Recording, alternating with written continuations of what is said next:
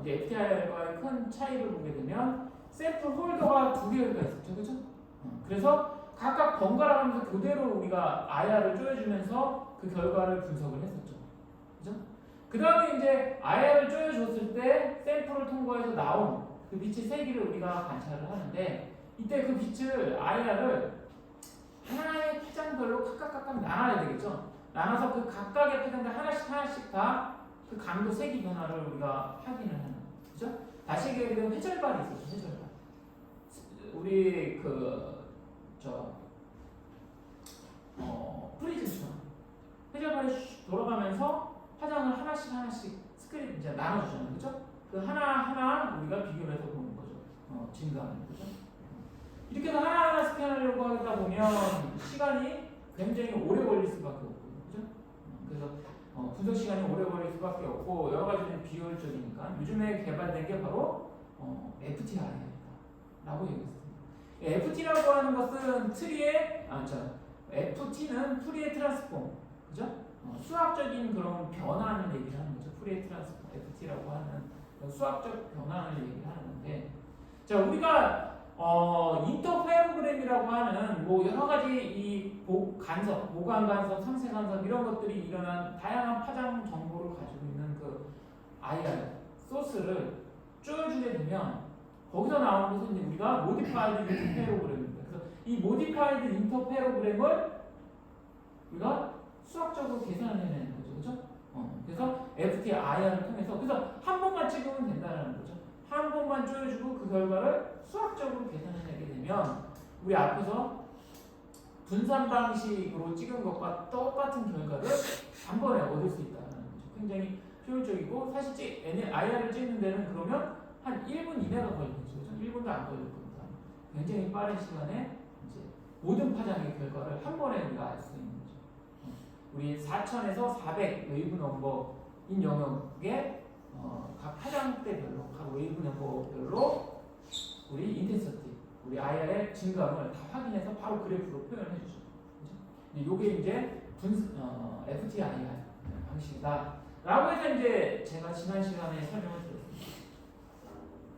여기까지가 우리 그동안 IR 설명드렸던 내용이고, 자, 오늘은 이제 추가로 또 하나 설명드려야 될 부분이 뭐냐면, 샘플링을 그러면 어떻게 하느냐? 실제 우리가 시료를 가지고 어떻게 샘플링을 해서 그걸 IR 장비에다 이렇게 넣으면 되겠느냐? 이것을 우리가 한번 살펴봐야겠죠.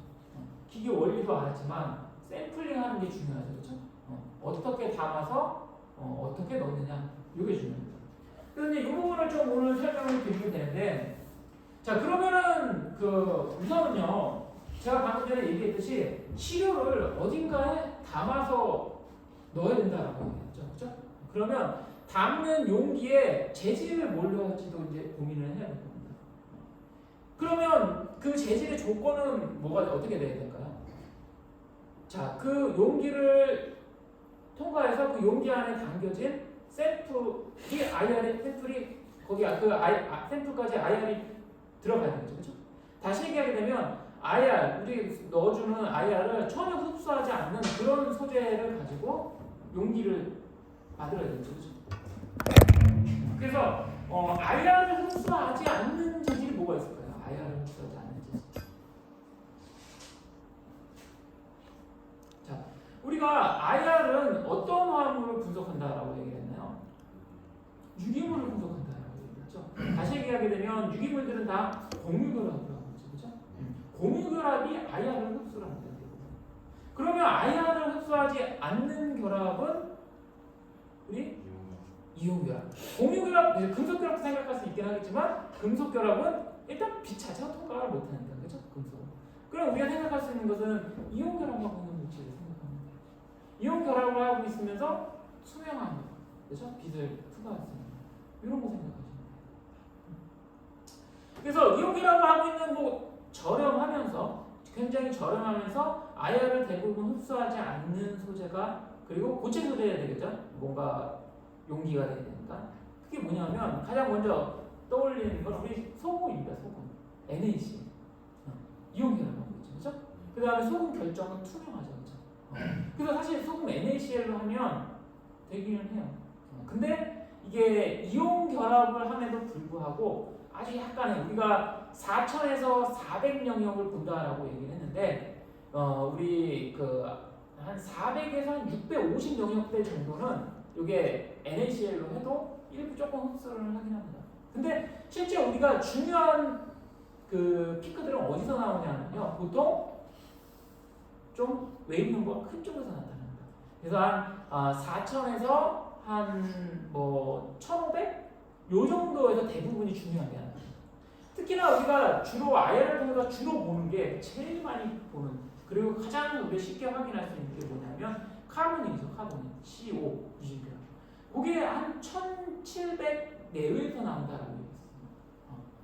그래서 NaCl로 하게 되면 전혀 문제가 없어요. 뭐 이 카본을 보는 데도 문제가 없고 중요한 이런 그 픽들은 전혀 겹치지가 않습니다. 그래서 NaCl 아주 싼 소금을 가지고 용기를 만들어도 상관이 없어요. 근데 이제 이것보다도 더 좋은 거를 찾는다. 다시 하게 되면 더 좋다라고 하는 거는 아이언을 흡수하지 않는 소재죠, 그렇죠? 그래서 NaCl보다 더 좋은 거는 뭐가 있냐면 KBr이 있습니다. KBr.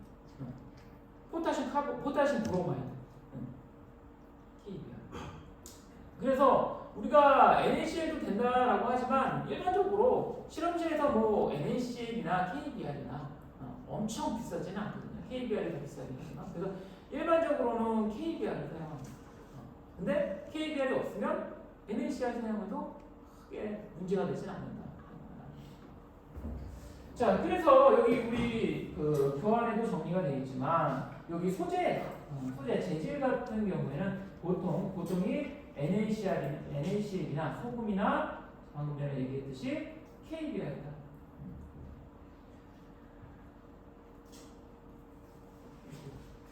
시간이 걸리네.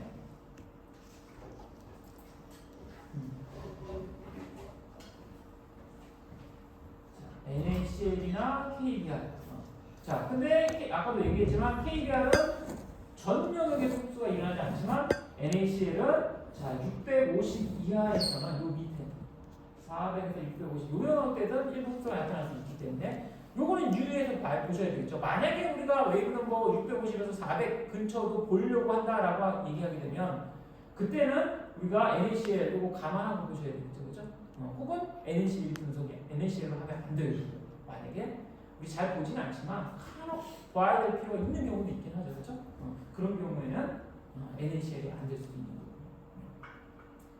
뭐 그다음에 우리가 투명한 소재인 플라스틱도 투명한 소재들 있잖아요, 그렇죠? 그런 거는 가능할까요, 사용이? 투명한 플라스틱 소재. 얘는 안 됩니다. 얘는 플라스틱이라고 하는 거는 공유결합을 하고 있거든요. 그래서 아무리 투명해도 공유결합이 있기 때문에 플라스틱은 안 돼요. 그래서 반드시 NaCl이나 KBr 이런 걸로 해야 됩니다. 자, 그 다음에 이제 시료의 성상이 또 이제 다른 종류, 여러 종류가 몇 가지 종류가 있었죠, 그렇죠? 한 가지는 액체, 그다음 또 다른 하나는 고체. 기체는 아이언을 찍기가 사실 만만치 않을 것 같고, 그렇죠? 보통 우리가 아이언을 찍는 거는 액체나 고체입니다. 액체나 고체를 우리가 아이언을 찍습니다. 그래서 우선은 액체를 찍을 때는 우리 어떻게 하냐면요.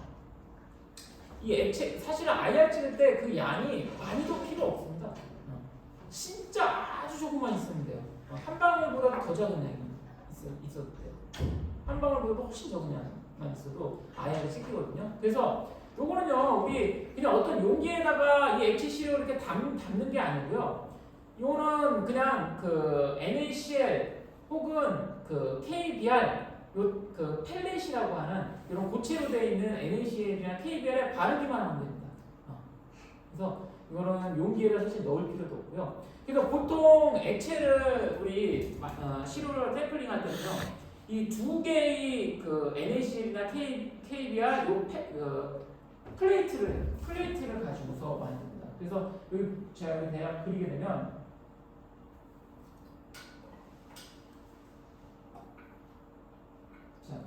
여기 뭐 이런 플레이트가 있죠. 플레이트 두 개가 있고 여기다 이렇게 C 샘플을 이렇게 바릅니다. 바르고 나서 얘네들을 이렇게 겹치는 겁니다. 겹쳐서 이렇게 쫙 우리 누르는 겁니다. 그러면 여기에 이렇게 쫙 퍼지겠죠, 이렇게. 그죠?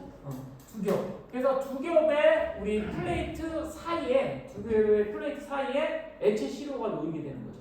이해되시죠? 그리고 나서 이 플레이트를 꽂아놓는 데가 있어요. 아야 이렇게 열어보게 되면 거기다가 딱 꽂아놓으시면 돼요. 근데 이제 만약에 우리가 이게 분산 방식이었다라고 하게 되면 그냥 KBR 플레이트만 꽂아놓고 하나는 샘플을 묻힌 KBR 플레이트를 꽂아놔야 되는 거죠. 그죠? 근데 요즘에는 대부분 FTIR이기 때문에 요거 우리 샘플 묻은 요거 하나만 꽂아놓으면 된다라고 얘기했죠. 그죠? 그 대신에 두 번을 찍어야 되겠죠. 그리고 나서 샘플을 빼고 이번에는 한 번은 그냥 KBR 플레이트만 넣고 한 번 더 찍고, 그죠? FTI라든지 그런 식으로 하면 되죠. 근데 이제 플레이트를 두 겹으로 이렇게 안 해도 사실은 상관이 없습니다. 정석은 이렇게 하라고 하는데 그냥 플레이트 하나에다가 살짝 그냥 묻혀만 넣으세요. 플레이트 하나에다 묻혀만 넣고 꽂아놓고 그냥 아예 조여주면 돼요. 이렇게 하면 전혀 문제없이 잘 찍힙니다. 요게 이제 액체시로 일단 찍는 방법이고, 그래서 우리가 이것을 니트 스펙트럼이라고 얘기합니다. 니트. 우리 니트라고 하는 얘기는요, 용매가 들어가지 않았을 때를 얘기합니다. 우리가 반응을 시킬 때도 보통 용매 하에서 어디에 녹여가지고 반응을 시키죠, 그렇죠? 어디에 희석시켜가지고 반응을 시키죠, 그렇죠? 근데 간혹 우리 반응물이 액체일 때 용매 전혀 없이 그냥 반응물만 넣어놓고 그냥 반응시키는 경우가 있거든요. 이런 반응을 우리가 니트로 반응시킨다고 얘기를 하거든요. 용매가 없다라고 얘기를 하는데 여기서 마찬가지죠. 그런 의미죠. 용매가 없이 지금 분석을 한 거죠, 그렇죠? 용매 없이 액체이기 때문에 그냥 발라놓을 수가 있어요, 그렇죠? 그냥 발라서 하는 이런 방법, 니트 스펙트럼이라고 얘기합니다. 자, 그 다음에 이제 고체 시료인 경우가 있는데, 고체 시료. 요 고체 시료 같은 경우에는 어떻게 하냐면요, 우리 요 만드는 방법이 뭐 몇 가지가 있어요. 여기 한 가지 방법을 보게 되면 여기 보시는 것처럼 뉴졸을 사용하는 방법이 있다라고 얘기합니다. 요거는 뭐냐면요, 이게 고체니까 우리 아까 액체 찍는 방법으로 하려고 하게 되면 얘를 액체 상태 비슷하게 만들어야 되겠죠, 그렇죠? 그래서 요걸 뭐냐면 이 고체 파우더를 어떤 액체에다가 분산시켜 놓는 겁니다. 그 액체화 해버리는 거죠. 그래서 그때 사용하는 그 용매라고 할까요? 그 분산시키는 그 액을 뭘로 사용하냐면 미네랄 오일을 사용합니다. 미네랄 오일. 그래서 미네랄 오일에 그 파우더를 분산시키고 고체 파우더를 전체적으로 고르게 이게 그 분산되도록 하는 거죠. 그리고 나서 얘를 우리 아까 액체시로 찍는 것처럼 똑같이 그 두 개의 KBR 플레이트 사이에다가 발라놓는 거죠, 그렇죠? 그리고 나서 액체시로 찍는 것과 똑같이 찍으면 됩니다. 그래서 고체이니까 액체시로처럼 못 찍는 거죠, 그렇죠? 그래서 액체시로처럼 만들어주는 거죠. 근데 이제 얘는 단점이 있죠. 얘는 단점이 있습니다. 우리 미네랄 오일이 뭐냐면요, 탄화수소입니다. 탄소와 수소의 단일 결합으로 이루어져 있는 그런 물질입니다. 근데 이게 여러 개가 섞여 있는 거죠. 뭐 길이는 여러 개가 되고, 뭐 탄소 10개짜리도 있고 20개짜리도 있고 이런 것들이 막 섞여 있는 거죠. 이게 이제 미네랄 오일입니다. 그러다 보니까 결국은 미네랄 오일 자체에서 나오는 픽이 있겠죠. 흡수픽이요. 그죠? 그래서 이 경우에는 미네랄 오일의 픽은 빼고 생각해줘야 되는 거죠. 이게 겹쳐지니까 이게 진짜 우리 시료에서 나온 픽인지 미네랄 오일에서 나온 픽인지 이건 우리가 판단해줘야 됩니다. 이게 이제 안 좋죠. 그래서 이 방법은 아주 특수한 경우가 아니고서는 거의 사용을 안 합니다. 우리가 앞서서 우리 탄화수소의 그 메칠렌, 우리 CH2 요거 우리가 요 메칠렌이라고 얘기했죠. 요렇게 된 걸 메칠렌이라고 얘기했죠. 메칠렌이 나오는 그 픽의 위치가 있었죠, 그죠? 기억나나요? 요걸 가지고 우리 6개의 기본 진동을 얘기를 했었죠. 그죠? 그래서 스트레칭 두 가지가 있었죠. H 두 개 있으니까 신축. 그죠? 신축인데 신축인데 이게 대칭, 비대칭. 그죠? 스트레칭인데 대칭, 비대칭. 그래서 이게 대략 이 대칭, 비대칭 해가지고 이게 몇에 들어 있었나요? 이게 한 3,000이 조금 안 됐었죠. 2,800, 2,900 요 정도에서 있었을 거예요. 근데 요 영역 때는 우리가 자주 유기화합물에서 나타나는 위치거든요. 유기화물 중에 CH2, 뭐 CH3 이런 게 있으면 이렇게 겹쳐져 버립니다. 그래서 별로 안 좋아요. 그 다음에 이제 그 구핀 진동 같은 경우에도 이제 시저링이 1,450 정도에 있었었고, 그 다음에 웨깅, 트위스팅도 1,250 정도가 있어요. 이거는 꽤 외부용어가 다 높은 영역대이기 때문에 우리가 보려고 하는 유기화합물에 겹쳐질 확률이 굉장히 높아요. 그래서 미네랄 오일 가지고 여기 분산시켜서 하는 거는 그렇게 좋은 방법은 아니에요, 사실. 근데 고체의 경우 어쩔 수 없이 미네랄 오일을 분산시켜서 액체처럼 찍어야 될 경우 그 경우는 이제 이렇게 하는 수밖에 없죠. 이게 이제 유절 반죽을 이용하는 거고요. 그러면 샘플링 하는 거는 문제가 없죠. 반죽에다 유절에다가 분산시키고 그것을 플레이트에다 그냥 바르면 된다라는 겁니다. 자, 그 다음에 이제 또 다른 방법이 우리 주로 쓰는 게 이제 바로 이 방법인데, 요거는요 우리가 막자 사발. 그래서 우리가 약 같은 거 이렇게 빠는 사발 있죠, 그렇죠? 그래서 이렇게 우리 실험실에 가게 되면 이런 사발 하나 보셨을 거예요. 그리고 이렇게 이제 막자 사발 이렇게 생긴 거 보셨죠, 그렇죠? 여기다 뭐를 넣냐 하면은 KBR. 그 다음에 우리가 샘플 파우더 얘를 동시에 여기다가 넣었습니다. 주로 KBR이 되겠고요. 주로 KBR을 넣고 요 샘플은 그냥 아주 누구만 조금만 넣으시면 됩니다. 넣고 얘를 빠져요, 곱게. 그러면은 얘네들이 잘 섞이겠죠, 그죠? 그 다음에 어떻게 하느냐? 그 다음에 요 펠렛을 만드는 그런 게 있어요. 그래서 그게 어떻게 생겼냐면 우리 금속으로 돼 있는데 이제 뭐 이렇게 돼 있어요. 용기가 이렇게 돼 있고 여기에다가 뭐 누르는 또 뭔가가 이렇게 있습니다. 그러면 여기에다가 담아두면 돼요. 여기 요 빠은 것을 여기에다 담아두고 그리고 나서 얘를 아주 높은 압력으로 밀어주면 됩니다. 그래서 이거는 우리가 이렇게 펌프질 하듯이 막 이렇게 누르는 그 장치가 있어요. 우리 시험실에도 사실 이 가지고 있는데 그렇게 꽉 눌러주게 되면은 그러면 얘를 아주 세게 밀어주게 되면 결국은 그리고 나서 이제 눌렀다가 떼게 되면 그러면 이렇게 동그랗고 실제 크기도 이 정도뿐이 안 됩니다. 이 정도뿐이 안 돼요. 그리고 두께도 이 정도 되는 이런 형태의 동그란 펠릿이 나옵니다. 펠렛이 나옵니다. 그러면 얘를 이 펠렛을 우리 요 샘플을 넣는 샘플 거리가 있는데 샘플 거리가 어떻게 생겼냐면 이제 뭐 이렇게 생겼습니다. 여기가 이렇게 동그란 빈 구멍이고 얘를 여기다가 이렇게 딱 넣을 수 있게 넣어서 이제 뭐 두 겹으로 해서 얘를 겹친다든가 해서 여기다 딱 동그란 요 위치에다 이렇게 걸쳐놓을 수 있게 그렇게 할 수가 있어요. 그러고 나서 얘를 폴더에다가 딱 꽂아놓으시면 됩니다. 그러면 얘는 뭐냐면 전부 다 우리 KBR인데 거기에 우리 시료가 조금씩 다 이렇게 분산되어 있겠죠, 그죠? 이 상태로 해서 IR을 찍으시면 됩니다. 이 상태로 해서 이제 IR을 찍으면 되죠. 그리고 요게 이제 샘플을 이렇게 해서 찍고 그 다음에 우리가 레퍼런스를 찍을 때는 요 빨대 그냥 요 샘플을 넣지 않고 KBR만 넣고 빠서 그 펠렛을 넣으면 되겠죠. 그죠? 그렇게 되면 이제 샘플하고 레퍼런스 두 번 찍으시면 되겠죠. FTIR. 이번엔 요즘에는 무조건 다 FTIR 테니까. 이렇게 해서 이제 찍으시면 됩니다. 요게 이제 우리가 샘플을 만드는 방법입니다. 어렵지 않겠죠, 그죠? 그죠? 이해되셨죠? 그죠? 실제 제가 뭐 동영상 찾아보고 이러진 않았는데 제가 말로 설명해도 이해가 되시죠? 어떻게 만드는지? 그쵸? 교민님도 이해했죠? 그죠?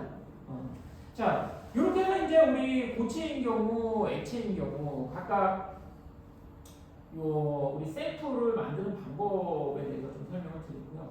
그 다음에 이제 요즘에 또 조금 더 업그레이드된 그런 IR이 나오는데 요즘에 나오는 IR은 지금 방금 전에 제가 설명드렸던 이렇게 복잡하게 번거롭게 얘네들 이렇게 빻아가지고 펠렛을 만들고 이런 과정을 다 없애버렸습니다. 아주 손쉽게 분리하는.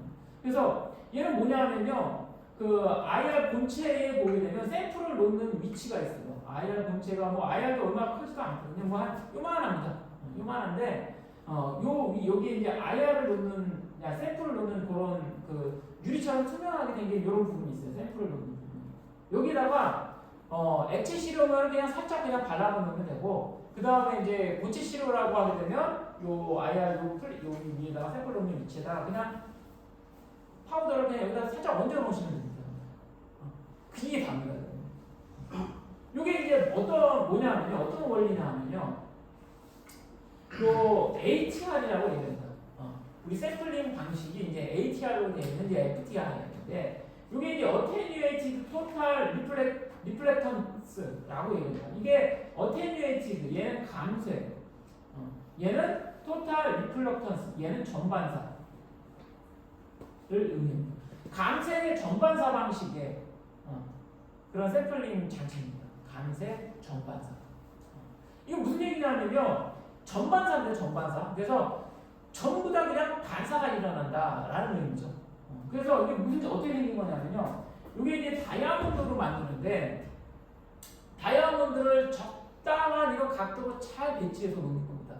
그러면 자 우리 아까 제가 얘기했던 이 샘플 놓는 위치가 여기 이제 다이아몬드로 되어 있는데 이 다이아몬드 우리 IR 소스를 넣어주게 되면 여기 보시는 것처럼 IR 소스를 넣어주게 되면 자 이 경계면에 가서 전체 다 100% 다 반사가 되버리는 거죠. 그럼 얘 이렇게 해서 밑도 반대쪽 경계면에 가면 다시 또 반사가 일어나요. 다 이 내에서 반사가 일어나게 그렇게 구성을 하는 겁니다. 전부 다 전반사가 일어나게 이렇게 우리 다이아몬드를 이렇게 잘 배치를 해놓은 겁니다. 그러면 이때 이 시료가 어디 있나요? 시료가 여기 있죠, 그렇죠? 그래서 만약에 시료가 없었다라고 하게 되면 이렇게 다 반사해서 가겠지만 시료가 있으면 요 시료가 있는 그 표면의 요 부분에서는 아주 조금씩 이 시료가 영향을 줍니다. 그래서 100% 반사라고 하지만 요 전면에 있어서는 이 접한 시료하고 이 다이아몬드하고 접하는 요 면에 있어서는요, 얘가 시료가 이 IR을 흡수할 수가 있게 그렇게 해놓은 거죠. 그래서 이렇게 하면서 시료를 만나면서 그 시료의 동일 우리 웨이브 넘버다라고 하게 되면 그건 이제 흡수가 일어나서 이게 전반사인데 일부 약화가 되는 거죠. 감쇄가 일어나는 거죠. 흡수한 만큼 감쇄가 일어나서 IR이 좀 나오겠죠. 만약에 시료가 없었다라고 하게 되면 우리 감쇄가 없이 나오겠지만 여기 시료를 올려놓게 되면 아주 이 표면에 접하는 면에서 이제 감쇄가 일어나는 거죠. 그거를 우리가 읽는 거죠. 그래서 이렇게 아주 간단한 방법으로 우리 샘플링을 할 수 있게 됐어요. 그래서 아직까지는 뭐 이렇게 우리 펠렛을 빻아가지고 만드는 경우가 꽤 많이 있긴 한데 최근에 나온 IR 같은 경우에는 요 감쇄 전반사 ATR ART 요 ART 방식을 취하는 게 굉장히 많이 있습니다. 그래서 IR 크기도 예전에는 뭐 한 요만했었어요. 지금 여기 제가 화면 이쪽 두 면 정도만 IR인데 요즘에는 그냥 요 절반 정도만 되는 크기. 높이는 한 이 정도 되고 굉장히 조그만 형태의 이제 IR 잔들이 나오죠. 막 크고 막 이거 필요 없죠. 막 이렇게 무수고 막 이렇게 하면서. 자, 샘플링 하는 방식은 지금 제가 설명드린 뭐 이렇게 됩니다. 그죠? 어렵지 않죠, 그죠? 이렇게 샘플링을 하면 되겠고, 자 이제부터는 이제 우리가 또 설명드려야 될 게 우리가 알아둬야 될 게 그러면 우리가 분석을 하는 방법 이게 제일 중요한 거죠. 이 앞에까지는 사실은 몰라도 크게 무방할 수도 있어요. 사실은. 이건 그냥 의뢰하면 되는 겁니다. 그죠? 사실은 우리가 직접 IR은 근데 직접 찍는 경우도 많아요. 오퍼레이터가 없이 직접 찍는 경우도 많아요. 워낙에 간단하고 장비도 쉽게 우리가 구할 수 있고 우리가 그같이 비싸지 않기 때문에 그냥 뭐 연구실에 개인 연구실에 가지고 있는 경우도 많이 있거든요. 그래서 직접 오퍼레이션 하는 경우도 있기 때문에 뭐 샘플링 이런 것도 이해는 해놓으시면 좋을 것 같아요. 그럴 것 같고 근데 어쨌든 간에 진짜 중요한 거는 지금 여기서부터입니다. 여기서부터 지금 이제 설명드린 내용이죠. 요거 해석을 할 줄 알아야 돼요. 해석이 제일 중요하죠. 자 우리가 해석할 때 이 그 스펙트럼을 볼 때 크게 두 가지를 살펴봐야 됩니다. 단순히 픽이 웨이브 넘버가 몇에서 이 픽이 나타나냐 이거 하나만 보는 게 아니고요. 이 IR을 볼 때는 픽의 위치도 중요하지만 웨이브 넘버도 중요하지만 여기 보시는 것처럼 모양도 봐야 됩니다. 그 다음에 강도도 봐야 됩니다. 쉐입, 인텐서티 얘네들 다 고려하셔야 됩니다. 그래서 우리가 제가 요약을 드리게 되면 봐야 되는 게 우선 위치는 당연히 봐야 되겠고요. 위치, 웨이브 넘버, 그 다음이 쉐입, 그 다음에 인텐서티 요 세 가지를 봐야 됩니다. 우리가 IR 보는 방법은 요 세 가지다. 자 그래서 보통은 여기 보시는 것처럼 여기 밑에 그림에 나타난 것처럼 IR 차트가 여기 보시면 2.4처럼 이런 모양의 IR 차트가 있어요. 자, 그럼 우선 이 IR 차트를 하나하나 제가 뜯어서 한번 같이 한번 보도록 할게요. 지금 요거는 3 매치 2 부타논이라고 하는 이런 유기화물에 대한 IR 분석 결과입니다. 그래서 3 매치 2 부타논 여기 그려져 있는 요 그림, 요 구조죠.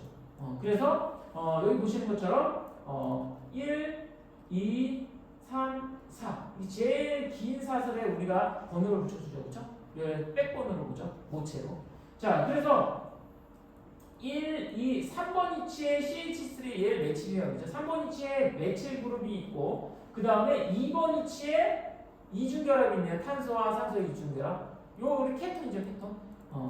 2번 위치에 케톤이 있죠. 그래서 2번 위치에 케톤. 그래서 무슨 온 이렇게 얘기하죠. 그 다음에 탄소가 총 매 주사술의 탄소 수는 4개죠. 그래서 부탄온. 그래서 이 위치에 케톤으로 되어 있는 그런 2 부탄온이죠. 그 다음에 치환체는 3 위치에 메칠이 있고요. 그죠? 요거 이제 우리 유기화학 시간에 영역법을 잠깐 이제 설명드렸습니다. 어쨌든 이렇게 생긴 화합물에 대한 분석 차트가 이렇게 나타난다라는 거죠. IR 차트가. 자, 그러면 우리가 제가 앞서도 계속 얘기했지만 X축은 뭐라고 얘기했죠? X축은 웨이브 넘버. 그죠? 그래서 X축은 여기 위에 보면은 여기는 밑에 나타나 있네요. 밑에 보게 되면 웨이브 넘버 값들이 이렇게 나타나 있어요. 예, 우리 계속 제가 얘기했지만 웨이브 넘버 단위는 센티미터에 마이너스 1선을 쓰고 있고요. 그죠? 그 다음에 이것은 4000에서 400이 양측 단위들이죠. 그죠? 그래서 X축은 이렇게 분명히 기존에 우리 얘기했던 것처럼 4000에서 400으로 되어 있고요. 그 다음에 이제 우리 Y축은 우리 여기 보신 것처럼 트랜스미터 투과율로 나타나 있습니다. 100분율로 나타나는 투과율. 우리가 이것은 투과율로 나타낼 수도 있고 흡수율로 나타낼 수 있다라고 얘기했죠. 그죠? 그럼 우리가 바꿔서 생각하면 된다라는 거예요. 그죠? 투과율이 90이면은 흡수율이 10이다. 그죠? 그래서 어느 하나로만 표현해주면 돼요. 근데 보통은 투과율로 많이 나타내준다라는 거죠. 그죠?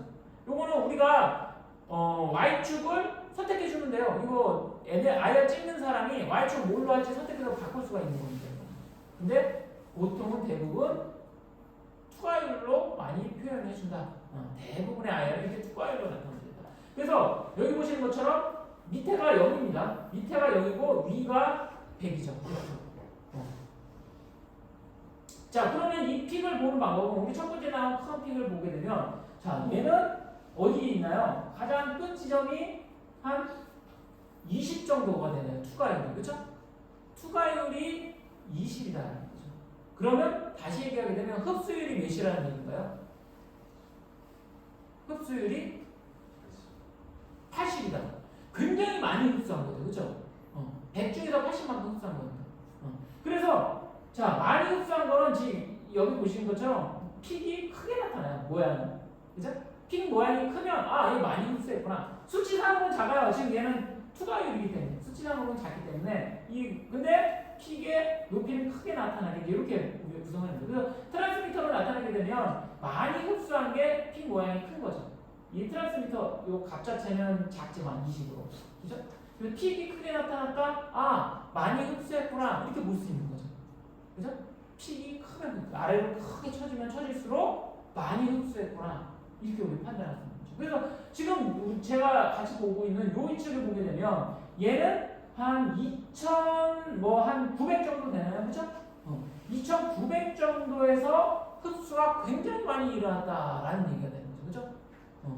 자, 이렇게 보시면 됩니다. 그래서 요 웨이브 넘버를 보시면 되겠고요. 웨이브 넘버. 웨이브 넘버 값을 보시면 되겠고, 그 다음에 픽이 굉장히 큰 픽이 나타나죠. 그죠? 인텐서티가 굉장히 강하다. 그죠? 그 다음에 모양은 어떻게 되나요? 뾰족하죠, 얘는 지금. 그죠? 얘는 모양은 샤프하다. 뾰족하다. 이렇게 보면 되죠. 자, 근데 또 이제 어떤 다른 것을 보게 되면요. 자, 얘는요, 얘 같은 경우에는 얘 뭐 한 750 정도 되나요? 그죠? 웨이브 넘버. 얘는 굉장히 인텐서티가 작죠. 그죠? 굉장히 작고, 샤프하지도 않아요. 우리 앞에서 봤던 것들은 굉장히 뾰족한데 얘는 비교적 좀 뭉툭하게 나타나죠. 그죠? 이런 것들을 보라라는 거죠. 이런 것들을 보라라는 거죠. 나중에 또 보겠지만, 우리 한 3,000 한 4, 500 정도에서 나타나는 픽 중에 어떤 경우에는 이렇게 브로드하게 나타나는 경우도 있고요. 어떤 경우에는 요게 이제 이렇게 샤프하게 이렇게 나타나는 경우도 있어요. 이렇게 되면 위치가 거의 같은데 모양이 다르죠. 그죠? 그럼 쉐입을 보는 겁니다. 그 다음 인터넷들이 바꿔요. 인터넷들이 좀 약하고 지금 여기 보는 거죠. 아까 봤던 거하고 다르게. 그죠? 좀 인터넷도 좀 약하면서 이게 브로드하게 나타나는 경우가 있고 어떤 경우에 샤프하게 나타나는 경우가 있고 이게 다 다른 경우예요. 다른 구조가 달라서 이렇게 나타나는 겁니다. 이 차이를 구분할 줄 알아야 된다. 근데 사실 뭐 그다지 어렵진 않아요. 몇 가지만 익혀두게 되면 금방 다 우리가 이거 구분을 할 수가 있습니다. 그래서 이거 뒤에 우리가 같이 볼 건데. 자, 우선은 어쨌든 그 차트가 나왔으니까 이 차트 먼저 한번 간단하게 한번 좀 보고 넘어가면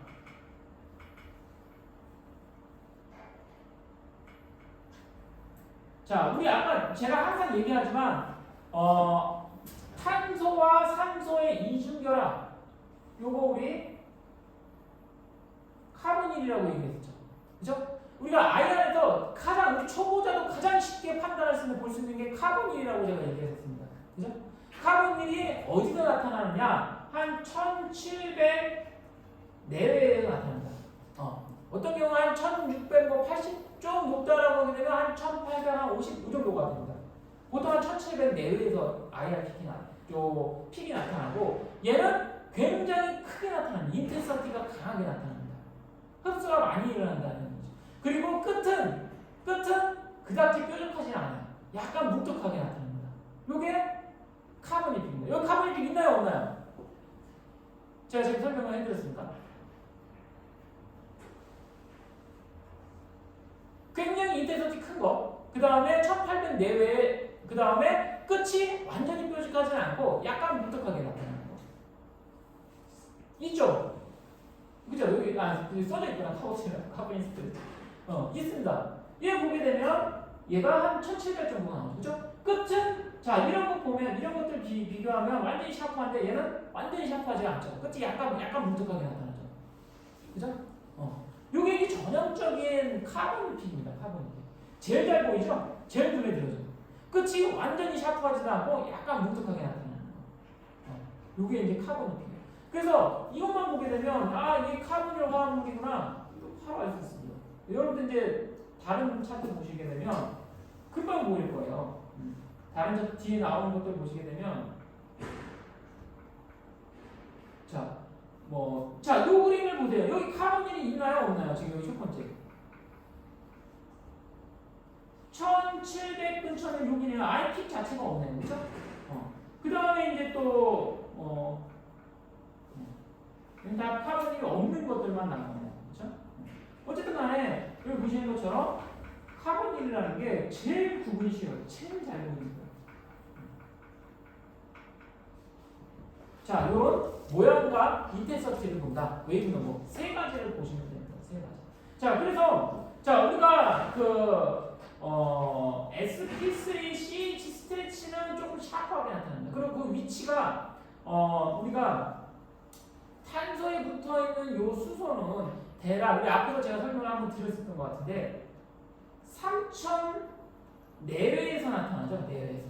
그죠? 근데 이게 SP3라고 하게 되면은 여기가 단일 결합으로 되는 거.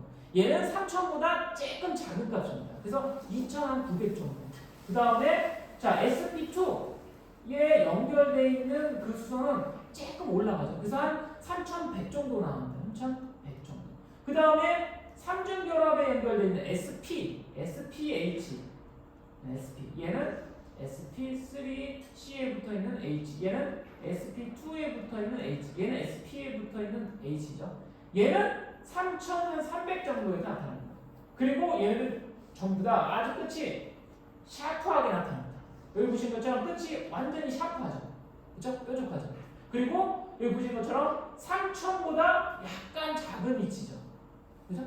그래서 분명 CH인데 3000보다 약간 작으니까 여기 보시는 것처럼 SP3 CH 스트레칭이죠.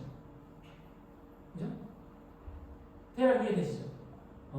아주 샤프하게 3000 근방에서 나타나는 것은 우리 탄소에 붙어있는 수소의 그 단일 결합의 스트레치인데 그 웨이브 넘버가 3000보다 약간 작으니까 SP3의 CH구나 이렇게 판단하시면 되죠. 그 다음에 이제 또 우리 나머지 이쪽 뒤에도 좀 뭐 볼 수가 있겠는데 요거는 이제 보통 밴딩 쪽이 이제 요 문제가 나타나죠. 그죠? 그래서 이 부분은 조금 보는 게 조금 애매하기도 한데 가장 명확하게 나타나는 건 요 위치죠. 이런 것들. 요 위치는 아주 명확하죠. 위치도 명확하고 모양도 명확하고 인텐서티도 완전히 강하게 나타나니까 명확하죠. 그죠? 요 위치를 주로 보게 됩니다. 자, 이런 형식으로 우리 IR 차트를 분석해 보시면 될 것 같고요. 자, 그 다음에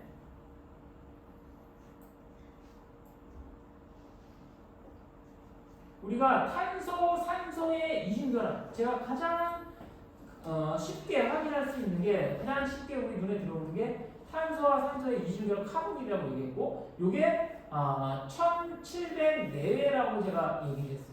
근데 탄소와 탄소의 이중결합도 모양이 굉장히 비슷하죠. 우리 결합 자체가 모양이 되게 비슷하죠. 그죠? 탄소, 산소 이중결합이나 탄소, 탄소 이중결합이나 굉장히 비슷해 보이죠. 그죠? 근데 이중결합이기 때문에 얘도 마찬가지로 이 탄소, 탄소의 이중결합도 대략 CO 이중결합하고 거의 비슷한 위치에서 나올 겁니다. 나올 건데, 자, 얘는요, 우리가, 그 웨이브 넘버 계산하는 수식을 보시게 되면 2파이 C분의 1 루트 뮤분의 K였었죠. 자, 그래서 우리 이 탄소, 산소의 이중결합에서 탄소, 탄소의 이중결합으로 가면서 이 어떻게 변하나 보게 되면, 자, 우리 뮤 값은 어떻게 되나요? 산소하고 탄소하고 어떤 게 더 무거운가요? 더 무거운 거는 2L의 붕탄 질산. 그죠? 산소가 나중에 나오니까 산소가 더 무거운 거죠. 그죠? 결국은 얘 뮤 값은 감소한다는 얘기죠. 그죠? 이게 탄소, 산소의 이중결합에서 탄소, 탄소의 이중결합으로 왔다라고 하게 되면 뮤 값이 감소하는 겁니다. 자, 그 다음에 이제 우리 신산수를 보게 되면, 요거는 이제 우리가 여기서 쉽게 확인이 안 되는데, 이 결합 세기가 얼마나 더 강한가를 보면 되거든요. 얘 결합 비율을 비교해보면 아마 될 텐데, 이 밑으로 오면 탄소, 탄소의 이중결합이 되면서 이 신산수 값이 작아진다라고 합니다. 그러면 이건 뭐냐? 자, 우리 뮤 값도 작아지고 신산수 값도 작아집니다. 그러면 두 가지가 동시에 작아진 거죠. 분모 분자가. 그러면 요거는 우리가 이것만 가지고 판단하기가 쉽지가 않습니다. 굉장히 비슷하다는 거죠. 그죠? 둘 다 감소해 보이기 때문에 이 웨이브 넘버가 커질지 작을지 예측이 잘 안 됩니다.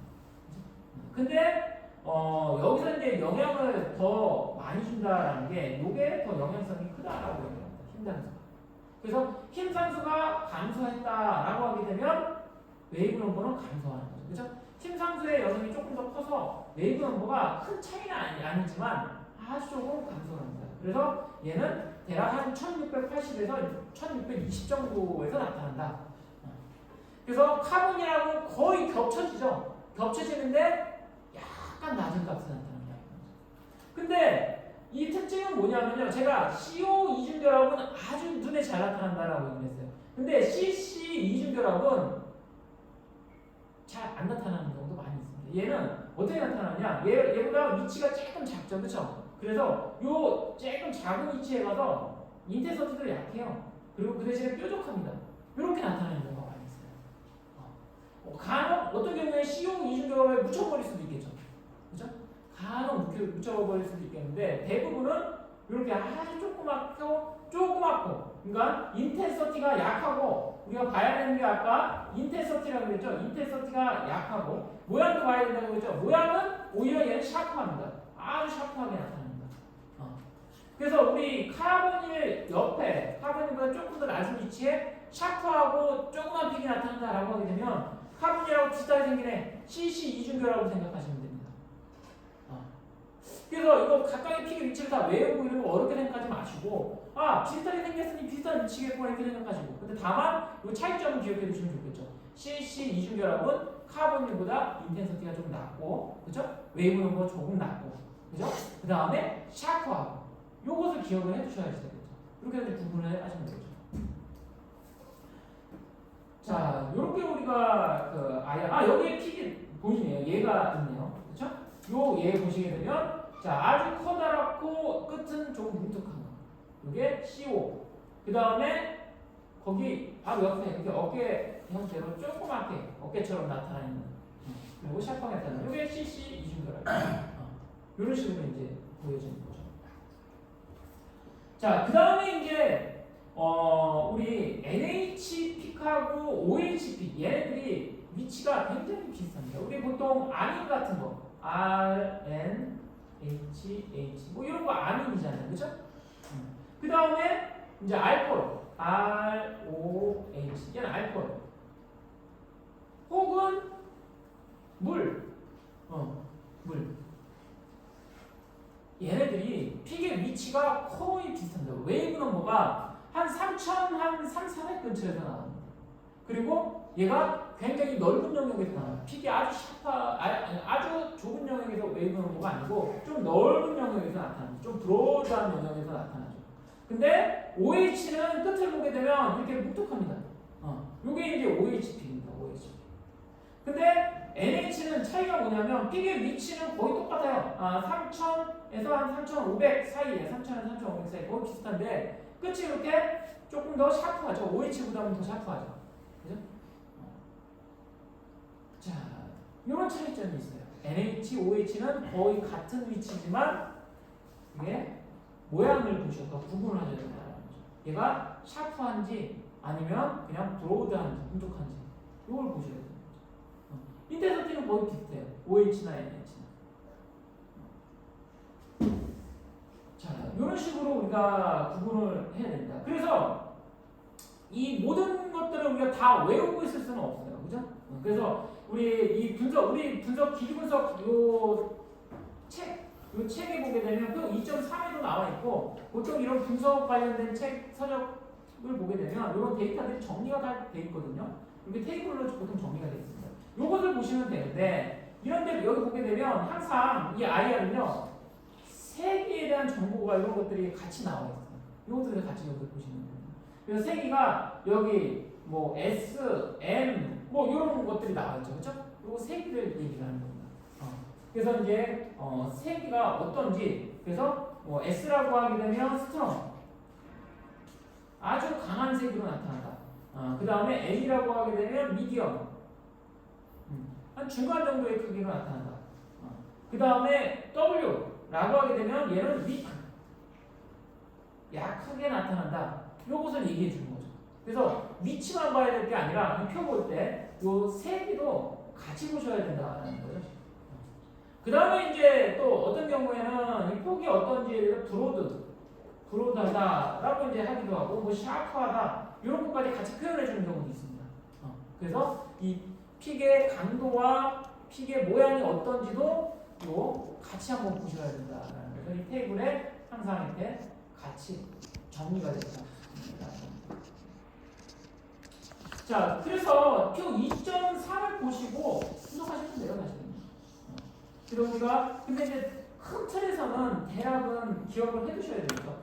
여기 우리 아까 또 제가 얘기했지만, 자, 우리 이런 sp2 다시 얘기하게 되면 이중결합에 붙어있는 이중결합 탄소에 붙어있는 수소. 자, 그 다음에 여기 삼중결합 sp3 탄소 다시 얘기하면 삼중결합에 붙어있는 수소나, 자, 그 다음에 단일결합에 붙어있는 수소. 저 sp2가 아니라 밑에 sp죠. 여기에 붙어있는 수소나 얘네들 전부 다 대략 이 정도로 기억해 두세요. 3000 내외다 이렇게 기억해 두시면 되겠죠. 그렇죠? 정확한 위치는 기억을 못 된다.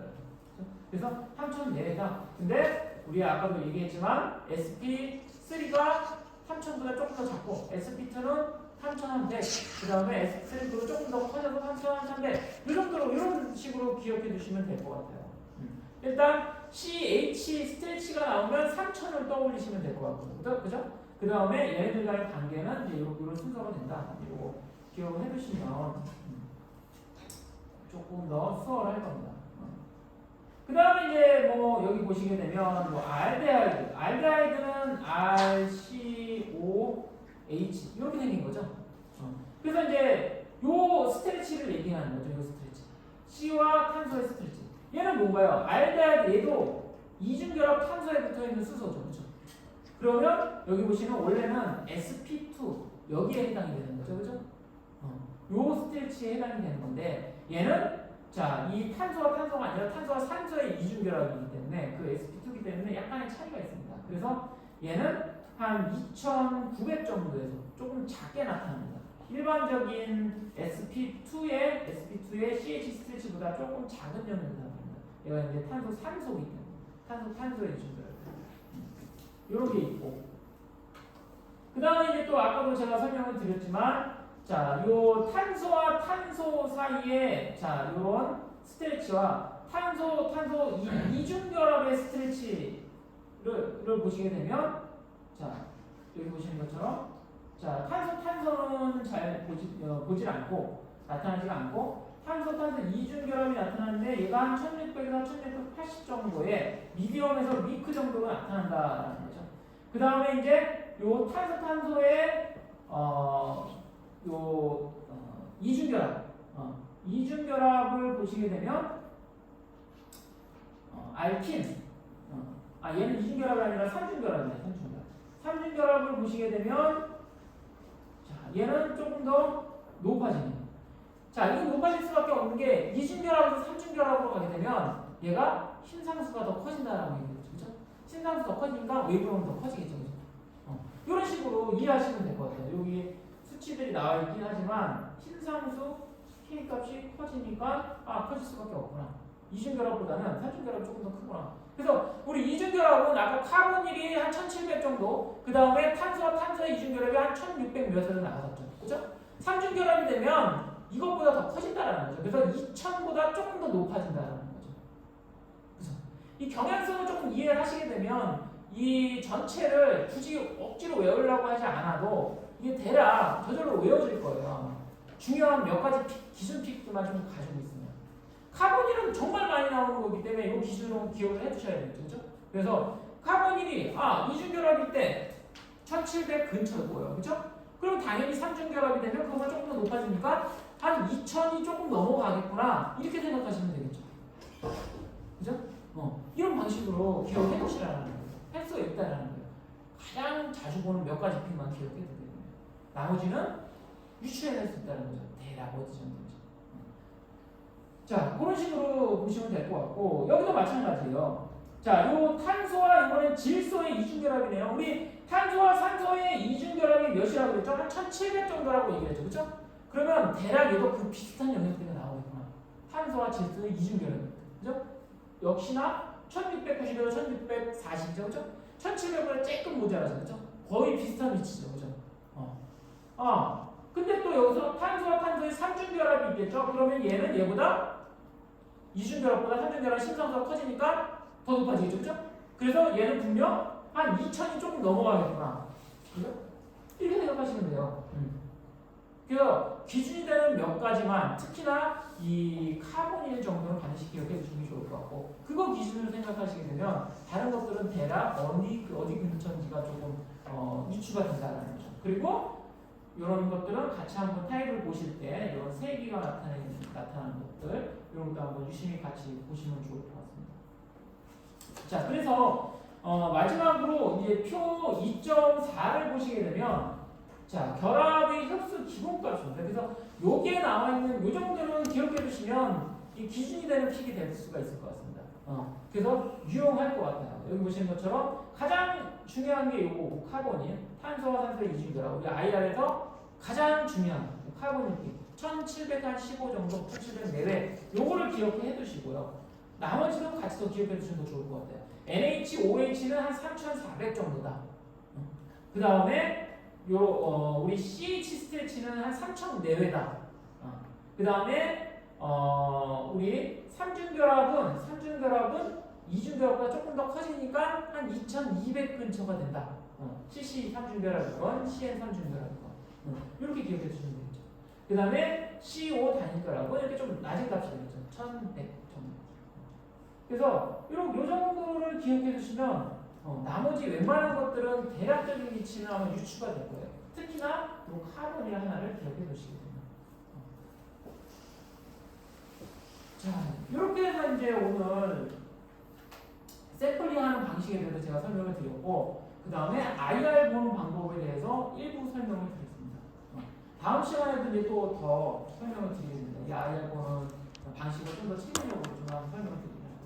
어쨌든 오늘 설명드린 거는 모양, 강도, 위치 외우는 거 세 가지를 봐라 라는 게 제가 외워드리는 세 가지입니다. 그 다음에 이제 체계적으로 본 방법이 다음에 설명을 좀 드릴게요. 자, 그 다음에 우리 퀴즈 문제 잠깐 한번 보시게 되면 자, 1번 흙수에로부터 유도된 결합 진동의 고유 진동수 식에 대한 설명으로 틀린 것은 제가 풀이가 다 있죠. 요 식을 얘기를 하는 거죠. 그래서 진동수는 원자의 환산 질량의 2분의 1승의 자, 우리 환산 질량하고는 반비례하는 거죠. 질량은 밑에 있으니까 뭐. 자, 고유 진동수가 가장 클 것으로 예상되는 것은 고유 진동수가 가장 클 것으로 예상되는 것은 자, 우리 CH가 한 3000 정도에서 나왔었거든요. 그렇죠? 그다음에 고유 진동수가 이제 가장 작을 것으로 예상되는 것은 이게 한 CH. 이게 왜 이렇게 되냐면 질량이 가장 커지는 걸 찾으면 되는 거죠. 그렇죠? 탄소는 고정되어 있고 거기에 카운터로 붙어 있는 수소, 탄소, 산소, 염소, 브롬, 요오드. 이 중에서 분자량 원자가 뭐라고 가장 큰 게 요오드죠. 그렇죠? 그 다음에 고유진동수 크기를 비교한 것 중에서 이제 틀린 것 그래서 CH 자, 이중결합 탄소에 붙어 있는 것과 단일결합 탄소에 붙어 있는 것. 자, 요 진동수 크기는 우리 결합수가 늘어나면 조금 더 외부 넘버가 커진다고 얘기했죠, 그죠? 진동수가 커지는 거죠. 그 다음에 심상수 크기 잘못 설명한 거. 자, 얘도 마찬가지고요. 이렇게 결합수가 증가하는 쪽에 붙어 있는 CH가 우리 진동수가 커진다라고 얘기했습니다. 자, 이렇게 해서 오늘 지금 사실 이 퀴즈 문제는 사실 이전 시간에 이미 설명드렸던 내용이에요.